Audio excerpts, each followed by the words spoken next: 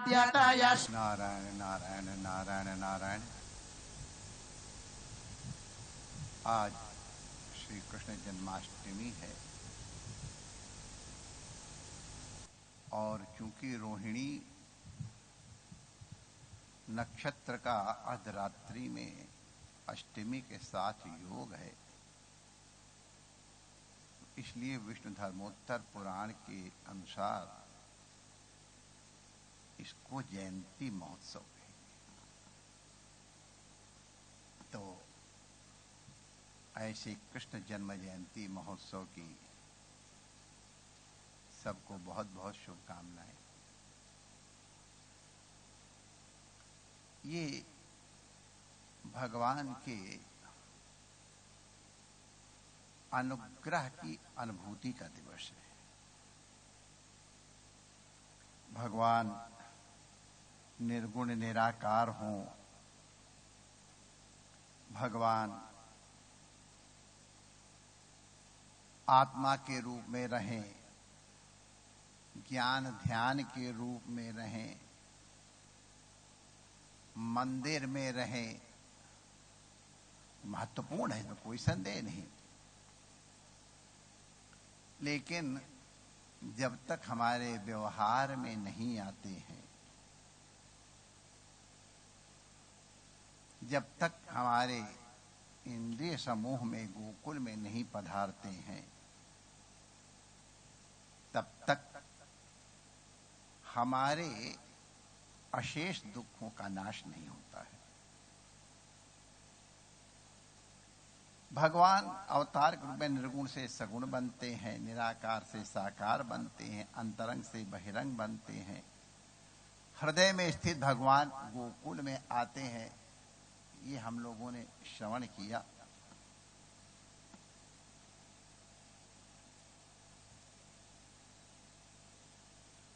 भगवान का अवतरण केवल भक्तों के लिए है। यदा यदा हि धर्मस्य ग्लानिर्भवति भारत अभ्युत्थानम अधर्मस्य तदात्मानं सृजाम्यहम् परित्राणाय साधूनां विनाशाय च दुष्कृतां धर्म संस्थापनार्थाय संभवामि युगे युगे। ये भगवान का गीता में प्रतिज्ञा वाक्य है, वो यथार्थ है।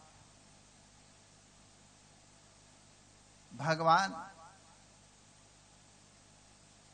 जीवों के कष्ट के निवारण के लिए और जीवों को अपनी ओर अभिमुख करने के लिए, अपनी ओर आकर्षित करने के लिए, अपने से युक्त करने के लिए अवतरण करते हैं। ये भगवान का वात्सल्य है। दुख की निवृत्ति हो और परमानंद की अनुभूति हो, यह प्रत्येक जीव का लक्ष्य है। भगवान इसी लक्ष्य की पूर्ति के लिए निर्गुण निराकार होते हुए भी भौतिक रूप में प्रकट होते हैं। भगवान जहां पर जिस प्रकार का दुख है, उसके निवारण के लिए वही सत्ता स्वयं स्वीकार करते हैं। हम सब जानते हैं कि हमारे सारे दुख 3 श्रेणियों में बांटे गए हैं। दैहिक या भौतिक, दैविक देवताओं की ओर से या दिव्य योनियों की ओर से, और तीसरा आध्यात्मिक दुख होता है। भगवान इन तीनों प्रकार के दुखों की निवृत्ति के लिए भौतिक रूप से भी अवतरण करते हैं। भगवान श्रवण, और वैसे भी हम देखें, चाहे भौतिक कष्ट हो और चाहे दैविक कष्ट हो, इनकी अनुभूति तो आध्यात्मिक ही होती है। जब तक अंतःकरण उसकी अनुभूति नहीं करता है तब तक वो कष्ट कष्ट के रूप में प्रतिभान नहीं होता है। जैसे ऑपरेशन के समय जब आदमी को बेहोश कर दिया जाता है, अंतःकरण प्रसुप्त कर दिया जाता है, तो शरीर में कितनी भी काटा पीटी हो कोई कष्ट की अनुभूति नहीं होती है। तो ये कष्ट की अनुभूति शारीरिक हो, चाहे बाह्य हो और चाहे अभ्यंतर हो, दैविक हो, भौतिक हो, इस सब के सब अनुभूतियां अंतरंग वृत्तियों के रूप में होती हैं। घटाकाराकारित वृत्ति हो, मठाकाराकारित वृत्ति हो, तो जितने भी हैं ये सब अंतःकरण के आकार के धारण करने पे ही होती है। तो इसलिए भगवान की अपनी लीलाएं इतनी मधुर करते हैं,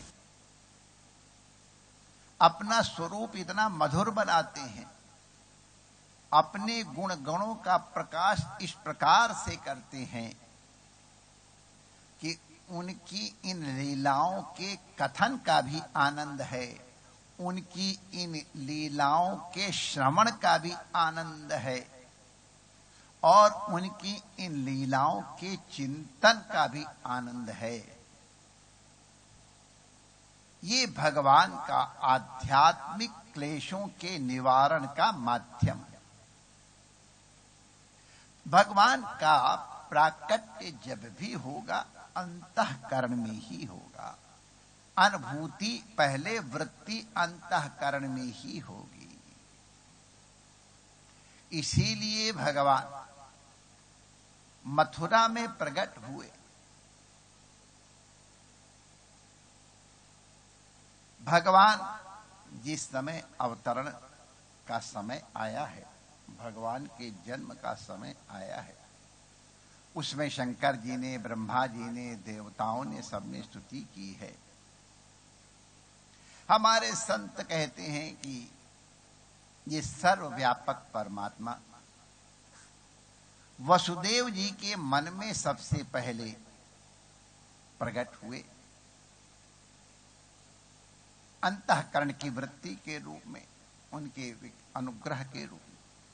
गर्भवास के विषय में बड़ा संकोच लगता है, कहो तो भगवान वह गर्भवास करते हैं। अरे भैया, जो सर्वत्र विद्यमान है वो गर्भ में नहीं रहेगा क्या? गर्भ में भगवान आए, जरूर आए।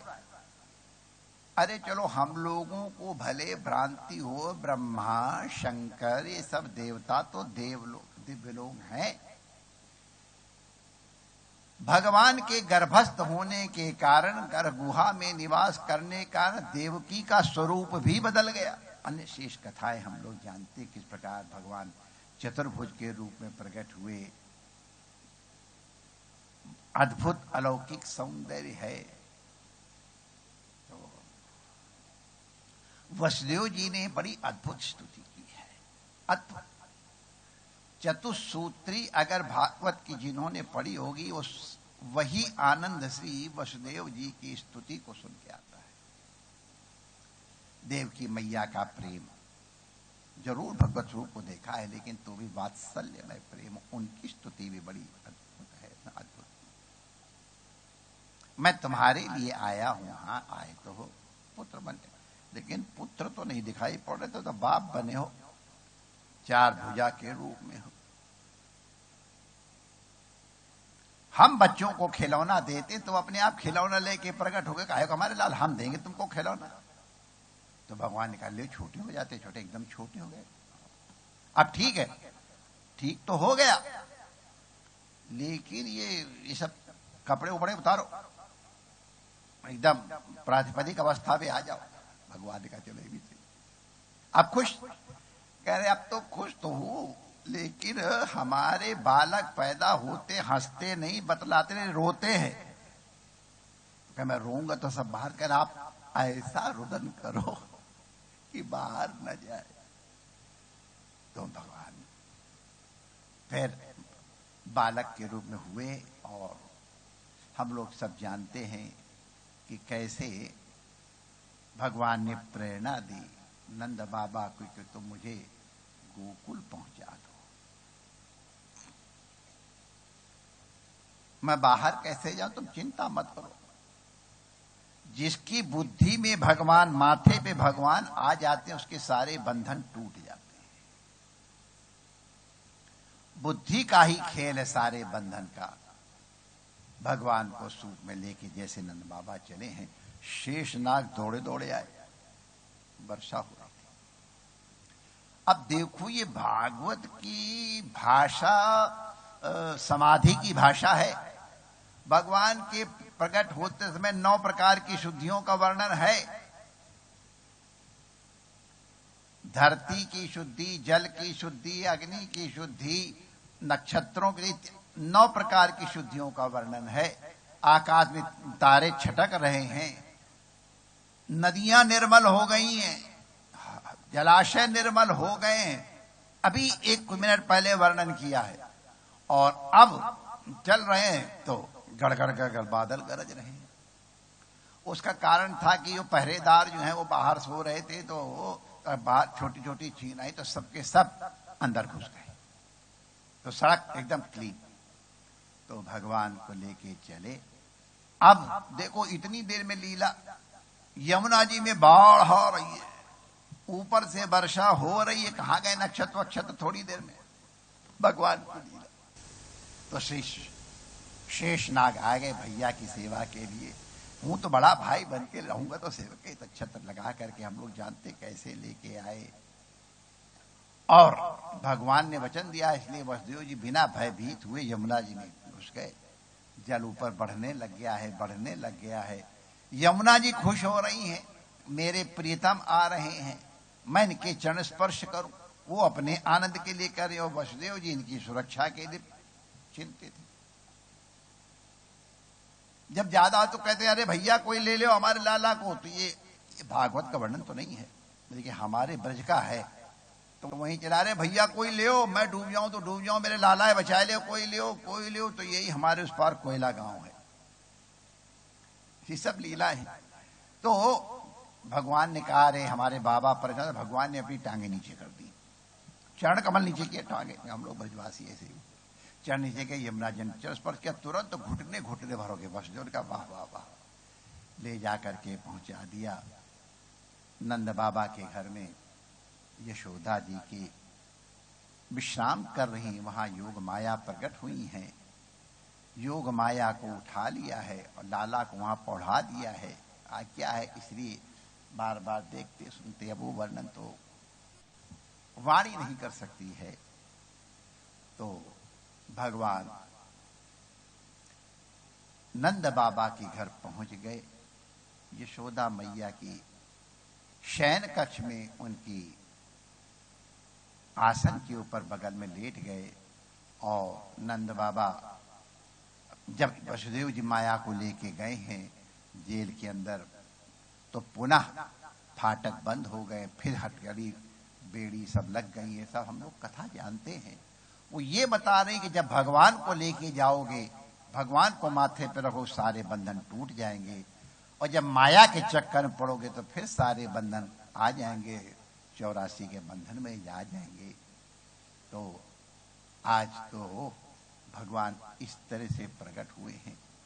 श्री नंद बाबा के घर पहुंच गए हैं। अभी उनको विश्राम करने दो। नंद उत्सव अपने लोग कल मनाएंगे। जय श्री कृष्ण।